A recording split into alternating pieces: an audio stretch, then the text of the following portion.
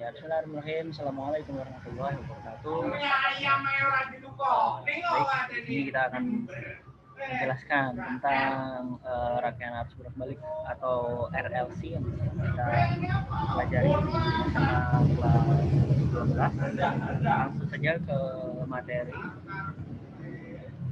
Saya akan share screen dulu.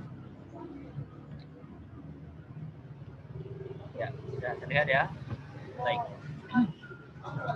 Rangkaian arus bolak-balik atau yang biasa kita kenal dengan RLC itu mengandung tiga variabel, yaitu R adalah resistor, L itu induktif atau induktor dengan satuan Henry, kalau resistor di ohm,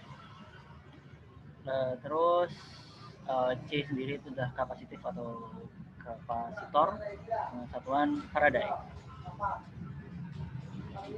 Pada umumnya kita bisa menggunakan atau menggambar rangkaian arus bolak-balik RLC itu dengan seperti ini. Jadi kita bayangkan ada hambatan R, lanjut ke sini ada kumparan lambangnya L, terus ada kapasitor C. Rangkaian ini dihubungkan dengan suatu sumber tegangan V, kita tulis di sini. Pada rangkaian ini biasanya di soal itu untuk menentukan Vmax pada suatu rangkaian ini tuh biasa ditulis V sama dengan Vmax sin omega kali T. Vmax di sini adalah tegangan maksimal. W di sini adalah kecepatan sudut yang besarnya itu 2pi F atau 2pi per T.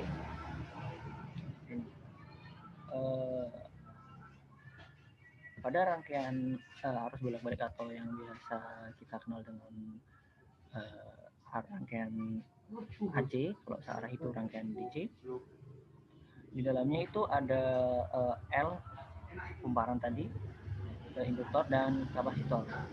Nah, pada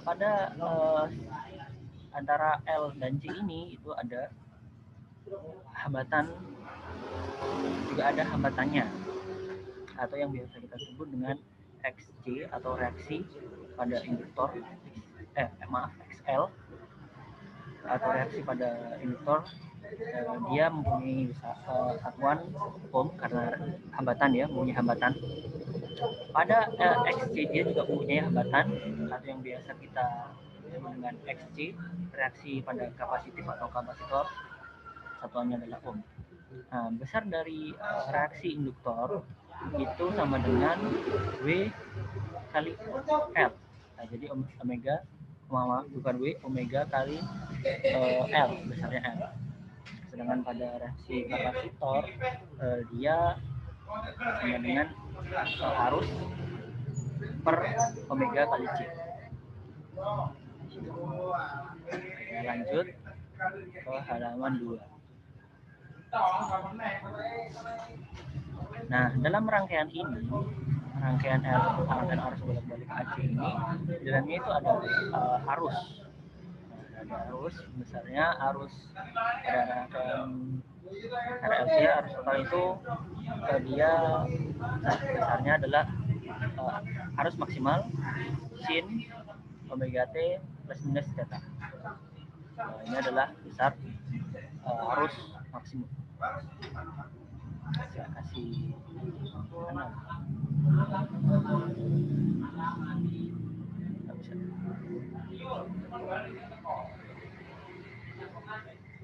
Arus maksimum. Nah, biasanya kalau yang bicara pada suatu tegangan itu dia bukan tegangan max-nya, tapi tegangan efektif. Tegangan pada rangkaian itu biasanya tegangan efektif. Berapa besarnya tegangan efektif? Misalnya tegangan efektif adalah Vmax per akar 2. Itu pula pada arus pada rangkaian itu biasanya yang dicari bukan arus maksimalnya, tapi arus efektifnya. Berapa arus efektif? Dia adalah arus maksimal per akar 2.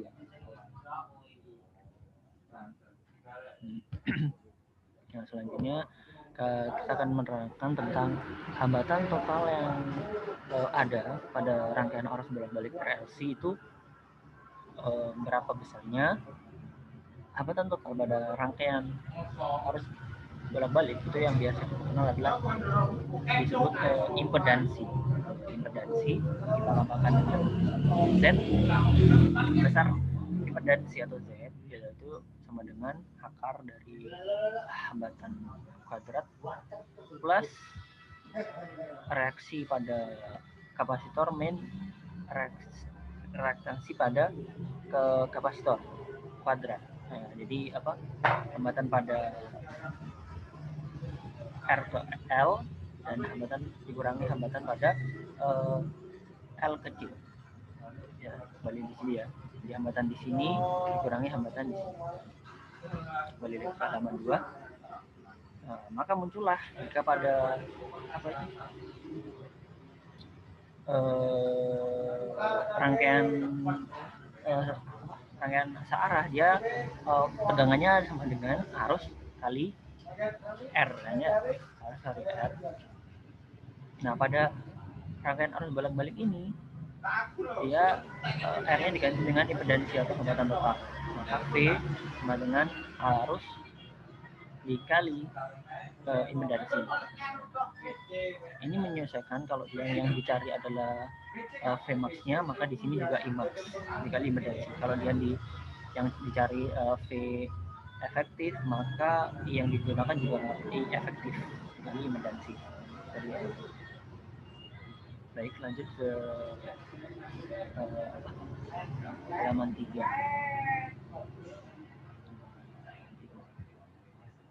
Nah, sekarang kita akan menentukan tegangan di beberapa titik-titik pada rangkaian arus bolak-balik.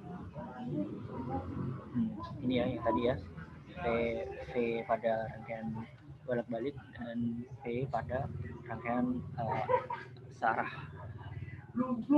Ya, kalau V bolak-balik dia I impedansi dan V pada rangkaian searah adalah I kali R. Pada hambatan, cuma penyebutan cara mencarinya itu yang beda. Nah, sekarang kita akan mencari beberapa V pada rangkaian arus bolak-balik. Misalkan kita di sini ada titik A, di sini ada titik A, di sini ada titik B, ada titik C dan ada titik D. Nah, kita akan mencari masing-masing V pada jarak pada jangka titik-titik tersebut. Misal di sini ada V AB, jadi tegangan pada titik A ke titik B. Tegangan pada titik A di titik B, rumusnya adalah I kali R. Kenapa nggak cuma I kali R? Karena hambatan yang ada pada titik A sama B itu adalah hanya hambatan R. Kemudian mencari P pada titik B ke titik C. P pada titik B ke titik C. Karena yang di halaman 2 sama halaman 1 tadi, hambatan yang terjadi pada titik ini itu adalah reaktansi pada induktor atau L. Nah, maka reaktansi pada induktor itu IXL. Maka besar VC adalah I kali XL atau biasa kita sebut PL. Nah, lanjut ke titik C dan di berapa ketegangan pada titik C ke D. Sama besarnya, sama caranya dengan V pada VBC atau VL.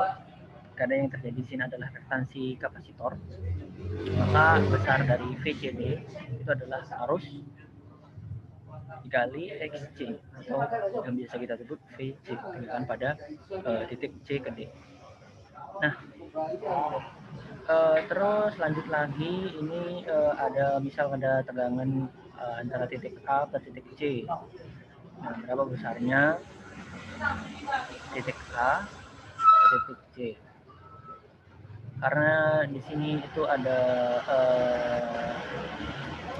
apa itu namanya, R sama XL belum melewati C ya, maka besarnya dia adalah arus akar dari R kuadrat plus XL kuadrat. Ini L ya, ini L. X-nya nggak ada karena dia belum melewati titik C, dia hanya titik A ke titik B.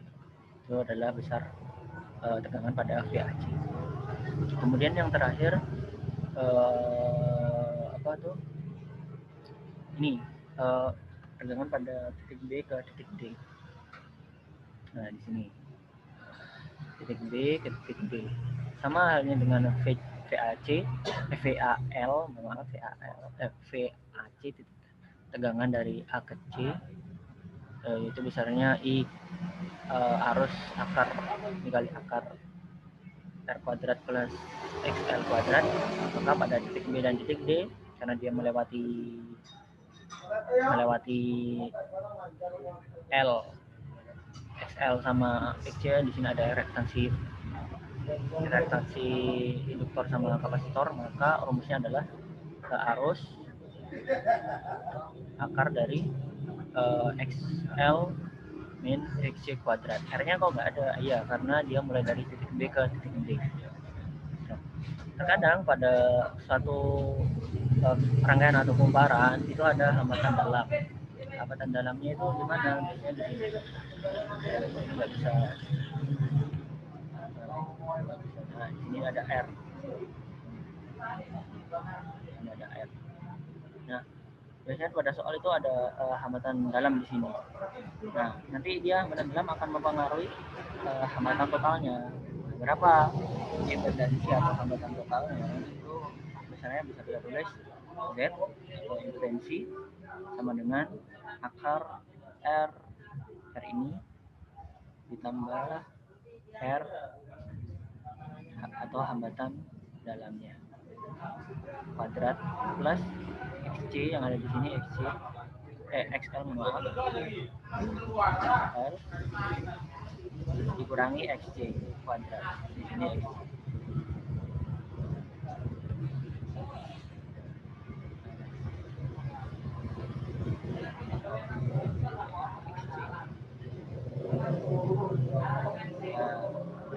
Maaf ya, drawingnya agak jelek.